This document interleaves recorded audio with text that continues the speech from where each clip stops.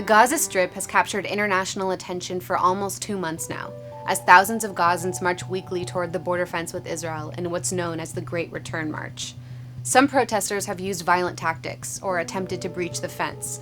Israel's response has left over 40 Palestinians dead. The march is set to culminate on May 15th, as Palestinians commemorate Nakba Day, when Palestinians mark the loss of their homelands. What's at stake as the 15th approaches? We took some questions that you, our readers, asked us and posed them to key players. To help us understand the people behind the protests, we Skyped Issam Hamad, the vice chairman of the march in Gaza City.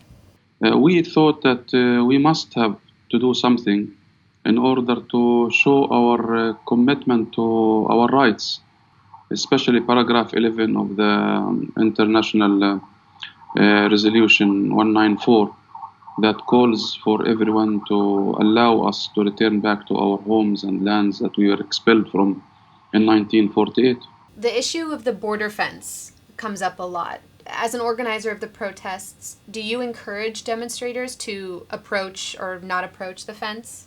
The protesters, I do not have control over them. You have seen last Friday, we said to everybody, do not go beyond 700 meters from the fence.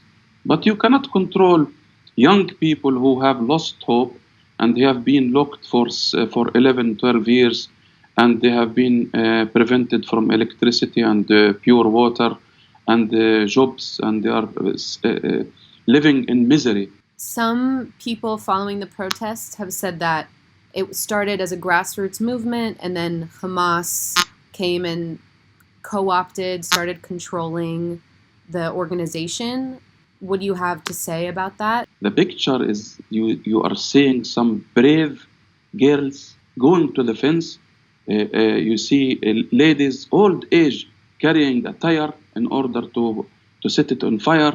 These are not Hamas. How do you define Hamas? I think it is stupid to continue talking about Hamas is behind this march and accusing all the Palestinian people as being Hamas. I'm telling everybody a massacre will happen on the 15th. I'm calling on the soldiers of Israel, please do not kill innocent people. It is not a brave act. I'm telling to the government of Israel, do not do this. It's a shame on Israel. After 15 Palestinians were killed at the border on the first day of the march, the UN Secretary General called for an independent investigation. A week later, the EU said the deaths of 9 more Palestinians, quote, raises serious questions about the proportionate use of force by Israel. Michael Sfard is an Israeli human rights lawyer who challenged Israel's use of lethal force against Palestinian protesters in the High Court.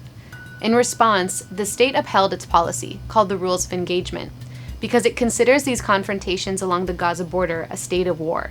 The open fire regulations are secret, but there is enough that we know about it and enough that the state has disclosed about it to say that they do not correspond to international standards of use of force in law enforcement theaters. Under international law, when civilians demonstrate violently or even when they become rioters, they do not lose their protection as civilians.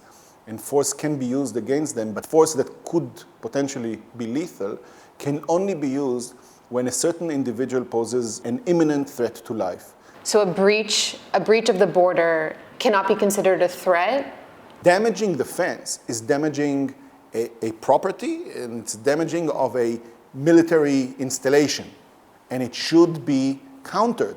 A person that does that can be targeted and can be apprehended and arrested. Is damaging the fence or even infiltrating into Israel, is that something that it is justified to kill that person or to use lethal force? And the answer is no. Until that person is not posing an imminent threat to life.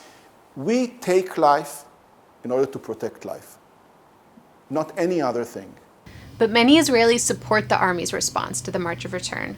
Dr. Kobi Michael is a senior researcher at the Institute for National Security Studies and argues that Israel has few other ways to protect Israelis across the border. The responsibility for Gaza's despair, he says, lies with Hamas, the Palestinian Authority, and Egypt.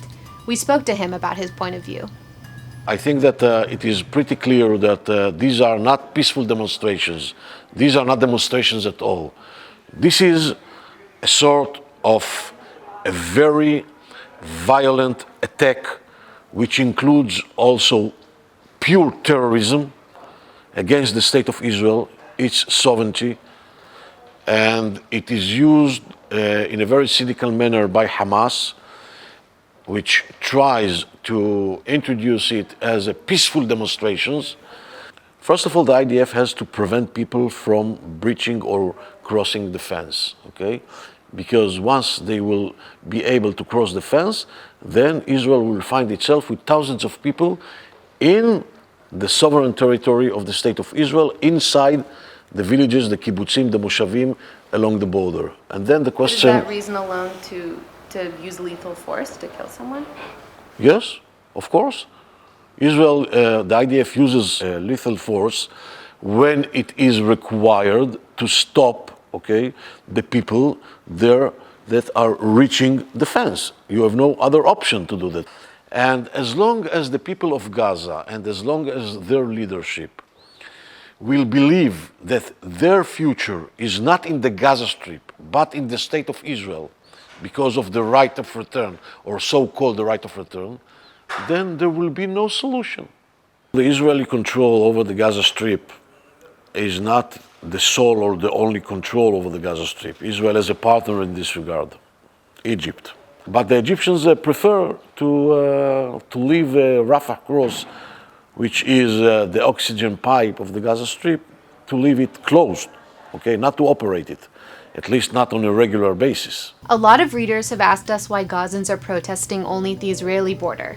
We spoke about the life of Gazans as well as Israel and Egypt's role in the Strip with Mohammed Azaiza, who works for the Israeli human rights organization Gisha in Gaza City. The daily life of Gaza Strip is very difficult. We're talking about 2 million people living in just 365 kilometers. Our electricity is from Israel. Our water is from Israel. You cannot travel without taking permission from Israel. Our readers have asked us a lot. Egypt also closes off Gaza. So what responsibility does it hold for Gaza's current situation? I said that there is like a clear role for Egypt, and there is like a responsibility for Egypt to open Rafah crossing, because it's like a crossing for the people to go there.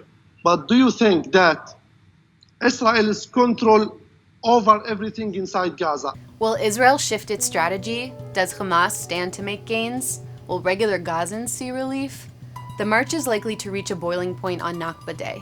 Both sides have signaled that they're gearing up for major unrest, and only time will tell where it heads.